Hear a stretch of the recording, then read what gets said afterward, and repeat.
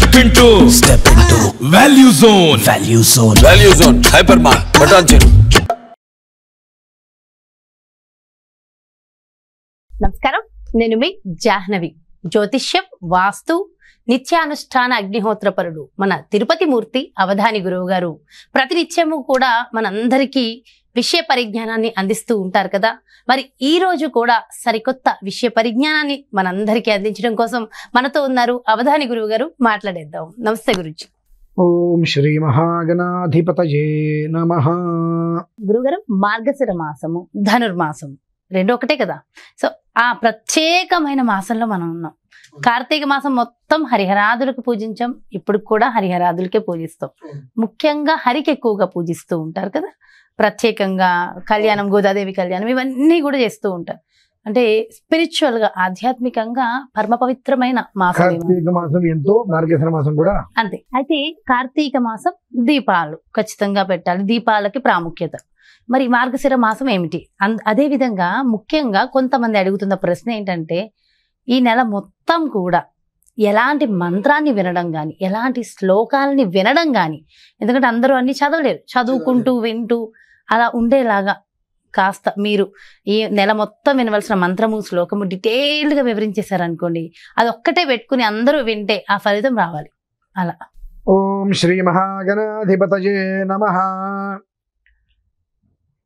తా విష్ణో విష్ణోతాస్తా విష్ణో పాహి పాహి విష్ణోతాస్తా విష్ణో పాహి విష్ణో పాహి పాహి విష్ణో విష్ణో పాహి పాహి పాహి పాహి విష్ణో విష్ణో పాహి పాహి విష్ణో ఇది విష్ణో పాహి పాహి పాహి పాహి పాహి పాహి యజ్ఞం యజ్ఞం పాహి పాహి పాహి పాహి యజ్ఞం పాహి యజ్ఞం యజ్ఞం పాహి పాహి యజ్ఞం పాహి పాహి యజ్ఞం పాహి పాహి యజ్ఞం పాహి యజ్ఞం పాహి పాహి యజ్ఞం యజ్ఞం పాహి యజ్ఞపతిం యజ్ఞపతిం పాహి యజ్ఞం యజ్ఞం పాహి యజ్ఞపతిం పాహి యజ్ఞపతిం యజ్ఞపతిం పాహి పాహి యజ్ఞపతిం పాహి పాహి యజ్ఞపతిం పాహి పాహి యజ్ఞపతిం పాహి. ఇది విష్ణుమూర్తికి సంబంధించిన ఒక మంత్రం అమ్మ. దీంతో ప్రారంభం చేద్దాము అని చెప్పి. అసలు ఎంత వైబ్స్ ఎంత బాగున్నాయి గురుగారు. దీన్ని ఘన అంటారు. అంటే సంహిత ఒక రకంగా ఉంటుంది. తా విష్ణో పాహి అనేటువంటి మంత్రం ఇది. ఆ తా విష్ణో పాహి పాహి యజ్ఞం పాహి యజ్ఞపతిం, అంటే తా విష్ణో పాహి పాహి యజ్ఞం పాహి యజ్ఞపతిం. దీన్నే ఇంతసేపు మనం చెప్పుకున్నాం. అంటే ఒక్కటి కూడా 13 సార్లు ఒక్కొక్క పదం వస్తుందమ్మా ఇందులో. వెనక్కి ముందుకి వెనక్కి ముందుకి వెనక్కి ముందుకి కూడా. అది ఘన అనేటువంటిది చాలా ఉత్కృష్టమైనటువంటిది. ఆ ఘన చెప్పుకున్నారంటే చాలా గొప్పగా మనం కీర్తించవచ్చు వాళ్ళని. కంఠం తెగిపోతుందమ్మా నరాలు. అది మామూలుగా ఇప్పుడు అని చెప్పినట్టు ఆ స్వరం అదంతా కూడా ఉచ్చైస్వరంలో ఉంటుందమ్మా. తా విష్ణో విష్ణోతాస్తా విష్ణో పాహి పాహి విష్ణోతాస్తా విష్ణో పాహి విష్ణో పాహి పాహి విష్ణో విష్ణో పాహి పాహి పాహి పాహి విష్ణో విష్ణో పాహి పాహి విష్ణో ఇది విష్ణో పాహి పాహి పాహి పాహి పాహి పాహి యజ్ఞం యజ్ఞం పాహి పాహి పాహి పాహి యజ్ఞం అనుకుంటూ తృతీయ సవరణం చెప్తారమ్మా. మొత్తం అది పారాయణ చేసేటప్పుడు ఇంచుమించు ఇదే సవరణలో ఉంటుంది. అది సుమారుగా అంటే మా భాషలో ఒక పనస అంటారు, మీ భాషలో ఒక క్వశ్చన్, 2 పేరాలు ఉంటుంది. మాకు సుమారుగా తక్కువలో తక్కువ 10 పేరాలు ఉంటుందండి. అది చెప్పాలంటే సరిపోదు, కంఠం ఒక్కసారి చాలా ఇబ్బంది పడుతుందండి. అంత విశేషమైనటువంటిది మంత్రం. ఇవి చెప్పబడింది విష్ణుమూర్తికి సంబంధించింది. మనకు అందరూ కూడా మనం చెప్పుకుంటుండే ఉంటాం శివుడి గురించి. నమ శంభవే శంభవే నమో నమ శంభవే చ శంభవే నమో నమ శంభవే చ అనుకుంటూ. అంటే ఎందుకు చెబుతున్నానంటే ఒక పదం 13 సార్లు ఎలా వస్తుందనేటువంటి దానికి ఒక్కసారి కంప్లీట్గా వింటే ఒకే అక్షరాన్ని ఎన్నిసార్లు మనం చెప్పామనేటువంటి వస్తుంది. అంటే ఒక్కసారి మనం పారాయణ చేస్తేనే అన్నిసార్లు చేసినటువంటి ఫలితం అయితే ఉంటుందండి. అటువంటిది మార్గశిర మాసంలో విష్ణుమూర్తిని, లక్ష్మీ అమ్మవారిని కలిపి కనుక మనం విన్న, కనీసం అనుకున్న విశేషమైన ఫలితం. 2, భగవన్నామస్మరణమే చాలా విశేషమైనది.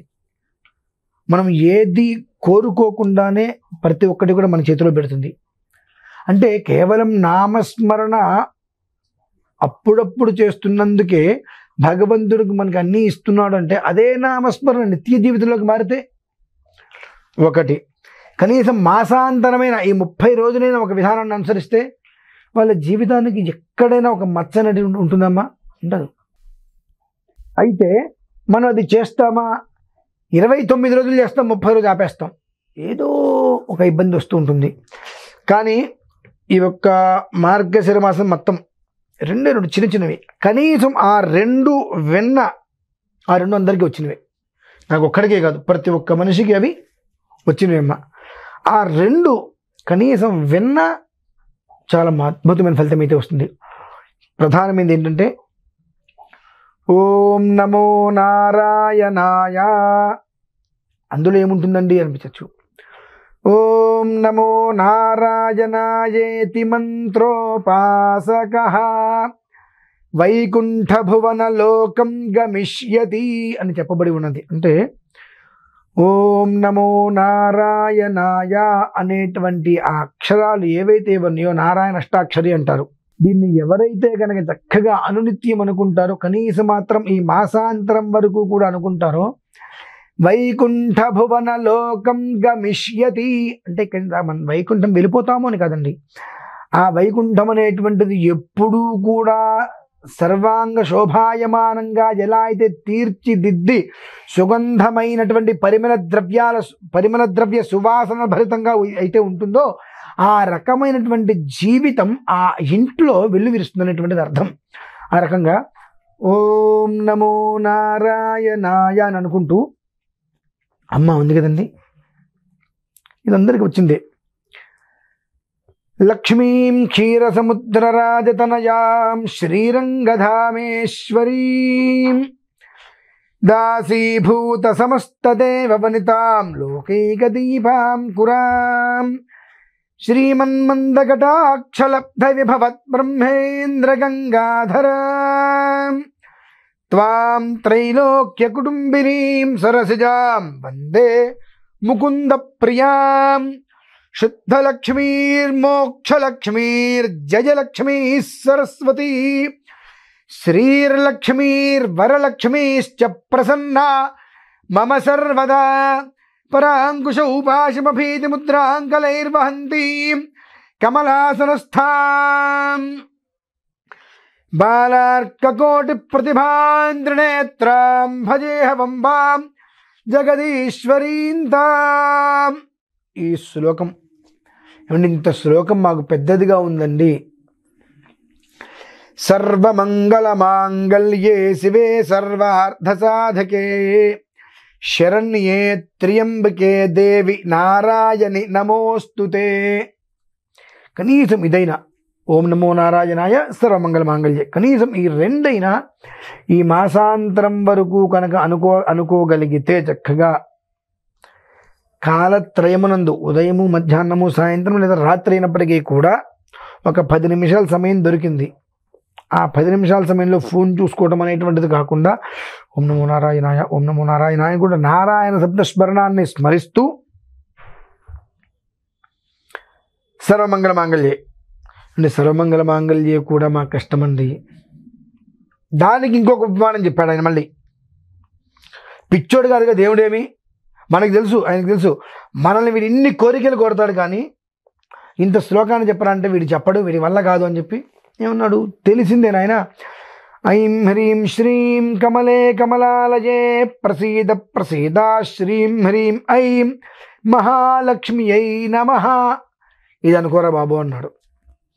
నాకు టైం లేదండి. సరే, ఓం నమో నారాయణాయ ఓం మహాలక్ష్మి అయి నమః ఇదైనా రోజు మొత్తంలో కనీసం మాత్రం 108 సార్లు అనుకోరా అన్నాడు భగవంతుడు. అది కూడా నా వల్ల కాదండి, ఎందుకైనా దూకి చావంటాడు వెంటనే. అంటే ఏంటంటే అదేంటంటే అలా అన్నారని అనిపించవచ్చు. కాదమ్మా, ఇన్ని కోరికలు కోరుతున్నాం మనం. కోరికలకి ఎక్కడా కూడా కొదవలేదు, కానీ ఆ కోరికకి తగ్గట్టుగా మనం కూర్చుని ఒక 5-10 నిమిషాలు చేసుకోవాలంటే ఎక్కడ లేనటువంటి నొప్పులు, బాధలు, ఇబ్బందులు అప్పుడే ఆఫీస్ టైం అవుతుంది, అన్నీ అప్పుడే. అరే 5 నిమిషాలు భగవంతుడి దగ్గర కూర్చుంటే ఏం చెప్పబడింది? ఓం నమో నారాయణాయ వైకుంఠ భవనంలో ఎలా అయితే కనుక సుందర శోభాయమానంగా ఉంటుందో నీ ఇల్లు అలా చేస్తానరా నేను అన్నాడుగా. నేను ఒకసారి అంటే నాకు కాలేదుగా, నేను చేయను వెంటనే. కానీ నువ్వు ఒక్కసారి అడగంగానే మాత్రం నిన్ను, నీ తండ్రిని, నీ తల్లిని, నీ అత్తగారిని, మా మామగారిని, నీ కొడుకుని, నీ ఇంటిని అందరినీ మాత్రం భగవంతుడు ధనరాశితో నింపేయాలి. ఇక్కడ అవుతుంది. కానీ చివరిగా మాత్రం ఒక మాట చెప్తాను, ఏమాత్రం అవకాశం నాకు కనీసం మాత్రం చిన్నది, చక్కగా ఉదయం ఓం నమో నారాయణాయ, ఓం నమో నారాయణాయ నమః, ఓం నమో నారాయణాయ నమః, ఓం నమో నారాయణాయ నమః 108 సార్లు అనుకోండి. ఓం మహాలక్ష్మియై నమః, ఓం శ్రీం. ఆ శ్రీకారం చెప్తే కనీసం మనం చేసేటువంటి దానికి అర్థం ఉంటుంది. అర్థం కోసమే ఏం చేసినా ఓం శ్రీ మహాలక్ష్మియై నమః, ఓం శ్రీ మహాలక్ష్మియై నమః, ఓం నమో నారాయణాయ నమః అనేటువంటిది 108 సార్లు, ఓం శ్రీ మహాలక్ష్మియై నమః అనేటువంటిది 108 సార్లు. సాధ్యమైనంత 3 పూట్ల ప్రయత్నం చేసుకుంటే స్థిరో భవ, వరదో భవ, సుముఖో భవ, సుప్రసన్న భవన్ ఇంట్లో వచ్చి కూర్చుంటాడు. నేను అది కూడా చెయ్యను అని అంటే ఇక దేవుని నువ్వు అడిగి ఉపయోగం లేదు. ఆయన అసలు పట్టించుకోడు. ఎందుకు పట్టించుకోవాలి? అదేంటండి భగవంతుడు కదండి. నువ్వు ఒకరి దగ్గర పనిచేస్తున్నావు, నీ బాసుని నువ్వు తిరిగితే ఆయన ఒప్పుకుంటాడా? ఒప్పుకోడు. పొగడకపోతే ఒప్పుకుంటాడా? ఒప్పుకోడు. అంటే నీకు జీతం ఇచ్చేటువంటి వాడు ఎవడైతే ఉన్నాడో వాడి గురించి నువ్వు ఎప్పుడు స్తుతిస్తూ ఉండాలి. మా బాస్ అంత గొప్పవాడు, ఇంతవరకు గొప్పవాడు. పొగడకపోతే ఆ మంత్ నీకు శాలరీ కట్టు. వాడిని పొగిడితే నీకు ఒకరోజు సెలవు ఇస్తాడు. సరే వాళ్ళు ఏదో సార్ ఏదైనా స్వీట్ తీసుకెళ్ళి చేంజ్ చేస్తే వాడిని మంచి చేసుకుంటే నీకు ఒకరోజు సెలవు ఇస్తాడు ఎక్కువగా. అదేమీ లేకుండా మోహం మార్చి కూర్చుంటానంటే నీకు సెలవు ఇవ్వదు, ఏముండదు. ఇంకా చెయ్యి, జీతం కూడా వస్తుందో తెలీదు. ఒక్కోసారి 2 నెలలు కూడా ఇవ్వకపోవచ్చు, చెప్పలేము. అంటే నువ్వు పని చేస్తే ఇక్కడ విచిత్రం గమనించండి. నేను ఒక ఆఫీస్ పెట్టా, నేను ఒక్కరిని ఏ పని చేయలేను. ఆఫీస్లో 10 మంది ఉంటే ఆ 10 మంది మీద నేను బ్రతుకుతుంటా. నేను ఆఫీస్ పెట్టా 10 మంది కోసమే పెట్టా, కానీ 10 మంది అందులో రాకపోతే నేను ఆఫీస్ పెట్టి నాకు ఎలాంటి యూజు లేదు. 10 మంది ఎంప్లాయీస్ వస్తే 10 మంది వర్క్ చేస్తే నేను బ్రతుకుతున్నా. 10 మందికి జీతాలు ఇస్తున్నా, కానీ అంతకన్నా ఎక్కువ నేను సంపాదిస్తూనే బ్రతుకుతున్నా హాయిగా. అంటే మన మీద పడి బ్రతికేటువంటి వాడి దగ్గరికి వెళ్ళి మనం అయ్యా అంటున్నాం, కానీ మనందరికీ బ్రతుకునిచ్చే వాడి దగ్గరికి వెళ్ళి ఏటై చిన్న లాజిక్ మనం ఇస్తున్నాను. అంటే అందరికి ఇచ్చేది భగవంతుడే. ఆ భగవంతుడి దగ్గరికి వెళ్తే నువ్వెంత అడిగితే ఇవ్వ అంటాం, కానీ మనకి జీతం ఇచ్చే వారి దగ్గరికి వెళ్ళి దేబిస్తాం అయ్యా అని చెప్పి. ఆ చిన్న విషయాన్ని గమనించుకొని ఈ మార్గశిర మాసం 1 రోజులు ఏమైనా చెయ్యి మానే పచ్చగర్పూరం పట్టుకొని ఆ దేవుడి మందిరంలో వేసి 108 సార్లు అయ్యవారిని 108 సార్లు అమ్మవారిని తలుచుకొని నమస్కారం పెట్టుకొని ఒక పండు నివేదన పెట్టు, ఖచ్చితంగా నేను చూస్తాడండి. అది కూడా నేను చేయను. నన్ను చూడాలంటే ఆయనేమి నీకు రుణం లేడుగా, రుణం ఉన్నాడా నీకు చేయడానికి? అంతే ఉంటుంది. చాలా అసలు ఆ శ్లోకాలు, మంత్రాలు, ఆ వైబ్రేషనే వేరుంది గురువుగారు. అండ్ చాలా డీటెయిల్ ఇన్ఫర్మేషన్ ఇచ్చేసారు. Thank you so much Guruji. నమస్తే. చూసారు కదండి, మార్గశిర మాసము, ధనుర్మాసం. మరి ఈ మాసంలో ఖచ్చితంగా గురువుగారు చెప్పినట్టుగా ఆ శ్లోకాలు, ఆ మంత్రాలు వినడం వల్ల, ధ్యానించడం వల్ల, పఠించడం వల్ల ఖచ్చితంగా అర్థం కోసమే కదా. గురువుగారు ఇలానే అన్నారు, మీరు అర్థం కోసమే కదా. ఆ అర్థం మనకు వచ్చేస్తుందంట. సో అది ఆ అర్థం కావాలి, మనకి జీవిత సుఖంగా ఉండాలి అంటే మాత్రం ఖచ్చితంగా ఈ మాసం మొత్తం ఈ ఒక్క శ్లోకాలని మీరు హ్యాపీగా జపించండి, వినండి. లేకపోతే కనీసం వినండి, ఎంత బాగుంటుంది. మరో చక్కటి ప్రత్యేకమైన కార్యక్రమంతో మళ్ళీ మీ ముందుకు వచ్చేస్తాను. నమస్తే.